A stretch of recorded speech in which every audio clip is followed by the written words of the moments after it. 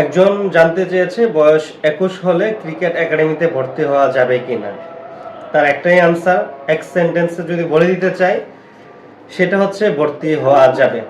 Cricket একাডেমিতে ভর্তি হতে হলে কোনো নির্দিষ্ট বয়স সীমা নাই, যে কোনো বয়সে ভর্তি হওয়া যায়। সেটা ২০ হোক, ১৫ হোক, ১৮ হোক, ২২ হোক, ২৫ হোক, ৩০ হোক।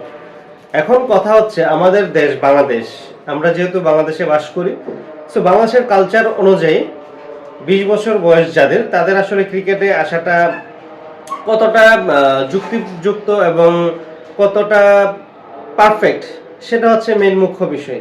এখন ধরেন বিষয়টা হচ্ছে এরকম, আমাদের দেশ, এই বাংলাদেশে কিন্তু ১৫ বছর বয়সে বাংলাদেশ ন্যাশনাল টিমে খেলেছেন আমাদের সবার পছন্দের বাংলাদেশ টিমের জয়েন্ট নায়ক মোহাম্মদ আশরাফুল ভাই।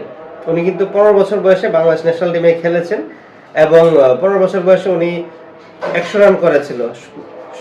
তো বিষয়টা হচ্ছে আসলে বাংলাদেশ ক্রিকেটের, এটা জাস্ট আমি একদম সর্বনিম্ন বয়স দিয়ে বলছি ন্যাশনাল টিম।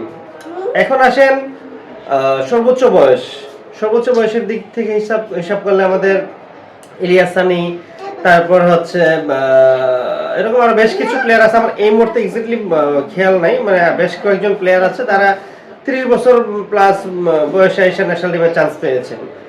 তো তার মানে কি, বয়স ১৫ হোক ৩০ হোক সেটা কোনো ম্যাটার না, টপ লেভেলে খেলতে গেলে যে কোনো বয়সেই খেলা যায়। তার মানে এখন আপনি যে ভাই জানতে চেয়েছিলেন ২১ বছর বয়সে আপনি ক্রিকেটে আসবেন কি আসবেন না, সেটা ডিপেন্ড করে টোটালি আপনার ইচ্ছার উপর, আপনার চেষ্টার উপর এবং আপনার মর্জির উপর। সেটা আপনি আমাকে জিজ্ঞেস করতে পারেন ভাই সেটা কিভাবে। সেটা হচ্ছে এরকম যে আপনি যদি ভালো খেলতে পারেন সেক্ষেত্রে আপনার বয়স ২০, ২১, ২২, ১৫, ১৭, ২৫ কোনো ম্যাটার না, আপনি যে কোনো বয়সে ক্রিকেট একাডেমিতে ভর্তি হয়ে দেন আপনি প্র্যাকটিস করতে পারবেন। এখন আসেন আপনার বয়স ১৫, হ্যাঁ, তো আপনি ভর্তি হয়েছেন, সবই ঠিক আছে, প্র্যাকটিস করতেছেন, কিন্তু আপনি ভালো প্লেয়ার না বা ভালো খেলতে পারেন না, তাহলে তো কম বয়স সেটা আপনার কোনো কাজে আসবে না। আবার ধরেন আপনার বয়স ২৪-২৫, কিন্তু আপনি ভালো খেলতে পারেন এবং ফিটনেস ভালো, পারফরমেন্স ভালো, হ্যাঁ, আপনার বেসিক ভালো, সবকিছু মিলে তো মানে যাচাই বাছাই করলে দেখা যায় যে আপনি খেলার জন্য পারফেক্ট এবং ফিট আছেন। তো সেই ক্ষেত্রে তো আসলে আমি যেটা মনে করি ২০, ২১, ২২, ২৩ কোনো ম্যাটার না, ভালো খেলা দিয়ে হচ্ছে কথা।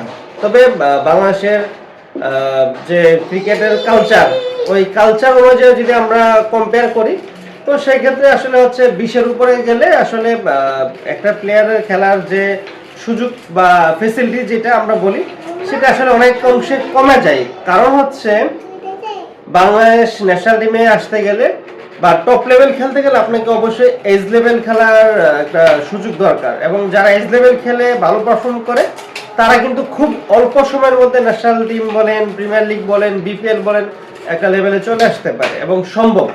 কিন্তু যারা এজ লেভেল খেলার বয়স না পেয়েছেন বা না পান, যেমন ১৮ বছর বয়স প্লাসে যারা ভর্তি হন, তাদের তো আর এজ লেভেল খেলার বয়স নেই। যেমন যে ভাই জানতে চেয়েছেন আপনার বয়স ২১, এই বয়সে ভর্তি হওয়া যাবে কিনা, ভর্তি হওয়া যাবে, কিন্তু ভর্তি হওয়ার পরে যে আপনি টপ লেভেলে আসবেন সেটার কোনো নিশ্চয়তা নাই।